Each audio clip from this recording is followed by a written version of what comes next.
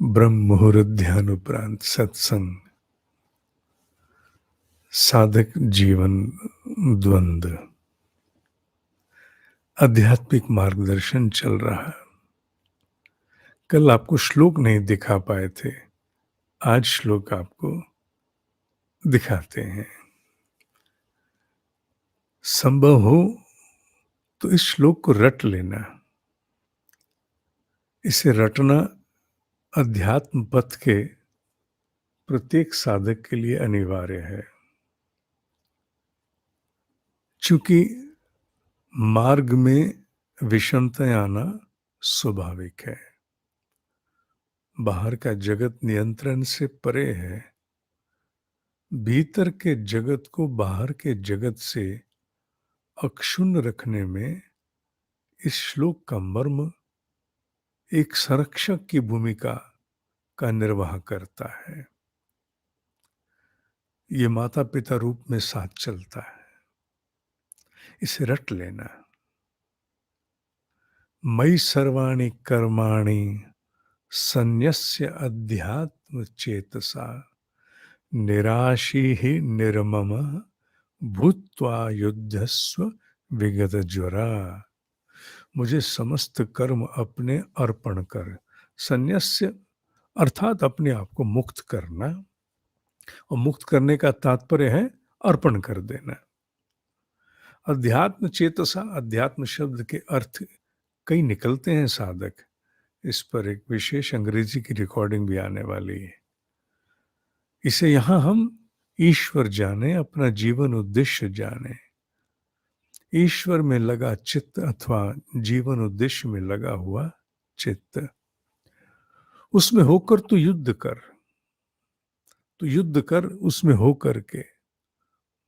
भूत्वा युद्धस्व, ये शब्द पकड़ लेना कि तू सब कुछ अर्पण करते हुए युद्ध कर। और तू किस भाव में रहे? निराशी निर्ममः विगत ज्वरः। निराशी निर्ममः विगत ज्वरः। आशाओं से पीछे हट जा। बहुत आशाएं मत कर सबसे। आशाएं निराशाओं में बदलती हैं। इस पर मैंने प्रकाश कल डाला था कि आशाओं का समाप्त करना या कम करना, इसका तात्पर्य ये नहीं है कि अगर आपको किसके निर्धारित दायित्व को पूरा कराना है तो आप कहें कि नहीं, मुझे इससे कोई आशा नहीं है। नहीं, ये नहीं हो सकता। अगर आपके जिम्मे कोई काम है, अगर आप कहीं कोई अधिकारी हैं, आप कहीं you are in any kind of leadership role, तो वो तो आपका दायित्व है, धर्म है कि आप बाकियों से उनका दायित्व पूरा कराएं। पर यहां आशा का संबंध है अपने लिए, अपने लिए, in your own individual capacity. अपने लिए आशाओं को कम करने से निराशा के कारण कम जन्म लेते हैं। फिर आप अपने अध्यात्म में जो भी कर रहे हैं उस पर बाहर से आने वाले आक्रमण कटाक्ष बुरे तो लगेंगे, पर उतना प्रभावित नहीं करेंगे कि आपको हिला के चले जाए।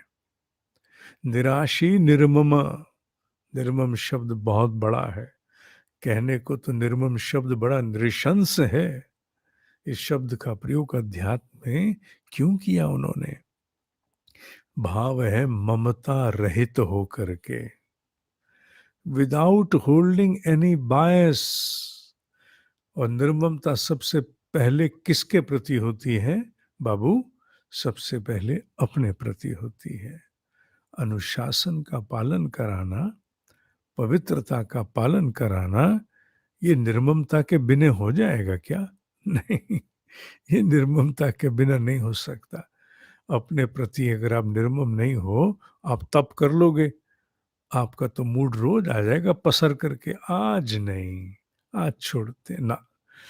जीवन में अनुशासन का अनुपालन, पवित्रता का अनुपालन निर्मम के बिना नहीं हो सकता, नहीं हो सकता, नहीं हो सकता।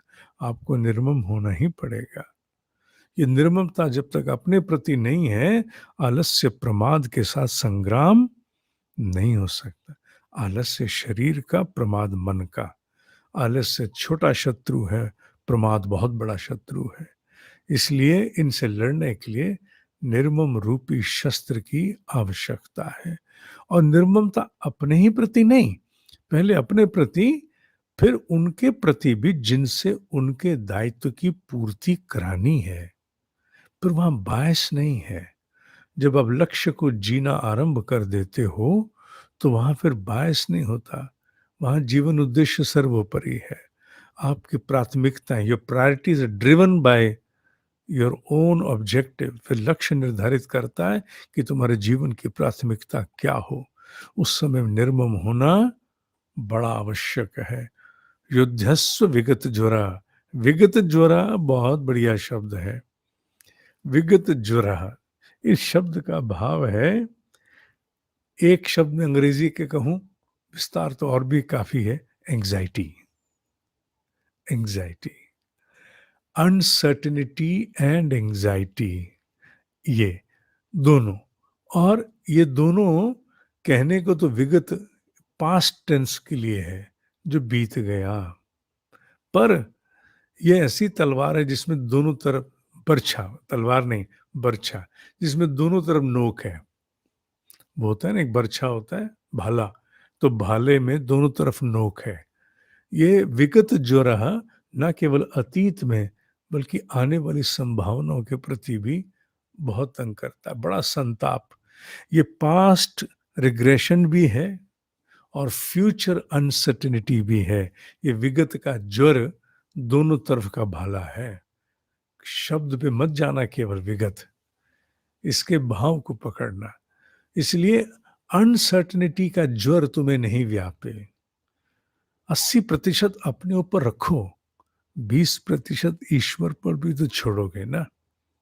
100% अपने ऊपर लेके कोई नहीं चल सकता। तो जहां तुम्हारी सीमाएं समाप्त होती हों, वहां ईश्वर को आगे करो।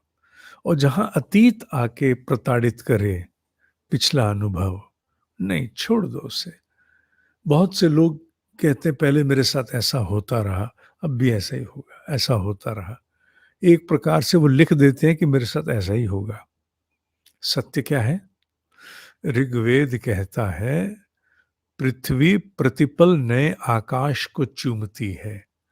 ये यूनिवर्स, ये अंतरिक्ष अनंत है, इन्फानाइट है। जिस क्षण जिस पृथ्वी जिस आकाश के नीचे है, माने अंतरिक्ष में जिस पॉइंट पर है, वो वहां कभी नहीं आएगी।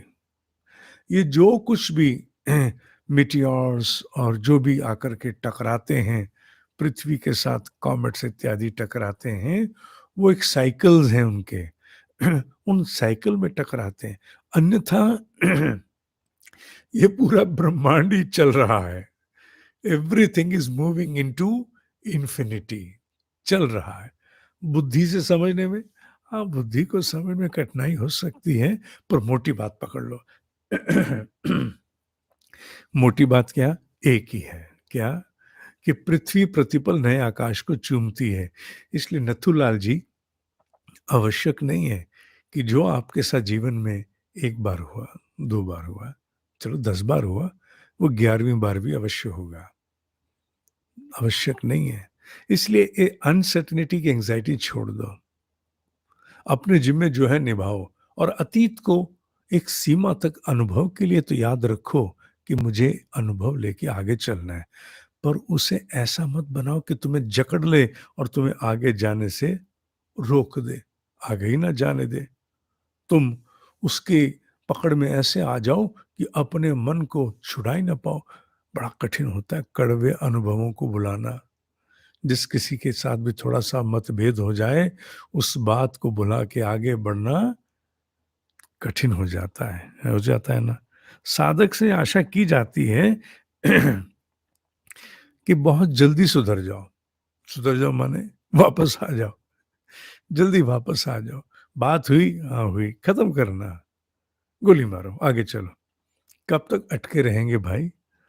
पृथ्वी पता नहीं इतनी देर में कितने नए आकाश में यात्रा कर गई और हम वहीं के वहीं बैठे हुए हैं। अरे बाहर आओ ना अब।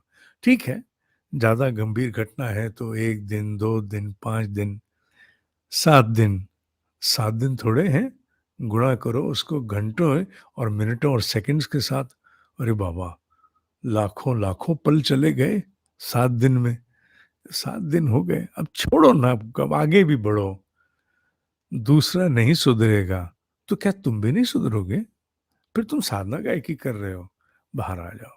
ठीक है, होता है, बुरा लगता है, सबको लगता है, कोई बाहर नहीं है, ना मैं ना तुम, हम सब एक से ही तो हैं, कोई अंतर थोड़ी हम में, कोई अंतर नहीं है। वहां अंतर इतना ही है कि धीरे धीरे चीजें साधक में जल्दी ढीली करने का अभ्यास। उपनिषद का मैंने मर्म बताया ना, उप, निह और सद। सद को पकड़ो। सद माने जो बोलने में शद आता है, सद माने ढीला करना, ढीला, लूजन, लूजन। जिन्हें ढीला करना उनको छोड़ो, और जिन उद्देश्यों की पूर्ति के लिए दृढ़ होना है उनके लिए निर्मम हो जाओ। आशाओं के कद कम करो। बड़ा मारती हैं आशाएं। आशाएं इतना मारती कि हम अपने घर में ही अपने लोगों का मुंह देखते रहते हैं, ठीक तो है ना, ठीक तो है ना, मुंह बना हुआ तो नहीं है, ठीक तो है ना। तो एक सीमा तक आश्रय आवश्यक, एक सीमा के बाद आश्रय घातक भी हो जाता है। इसलिए अपने अस्तित्व को बटोर करके अध्यात्म पथ की यात्रा में आगे बढ़ो, आगे चलो। हर जीव अपना स्वतंत्र भाग्य कहूं ज्यादा अच्छा है, अंगूठे का इंप्रेशन लेके आया है। उसने कुछ अंशों में उसे जीना है और बहुत अंशों में तुम्हें अपना जीना है। ठीक है ना? इसको रट लेना, याद कर लेना, भूलना नहीं। आज ये सीरीज समाप्त हो रही है, और साथ ही साथ एक बहुत सुंदर, बहुत अद्भुत, मेरे मन को अति प्रिय सीरीज भी इसके साथ आरंभ हो रही है। बीच में एक आध दिन का अंतराल आएगा, आएगा भी तो। और बहुत अद्भुत सीरीज है।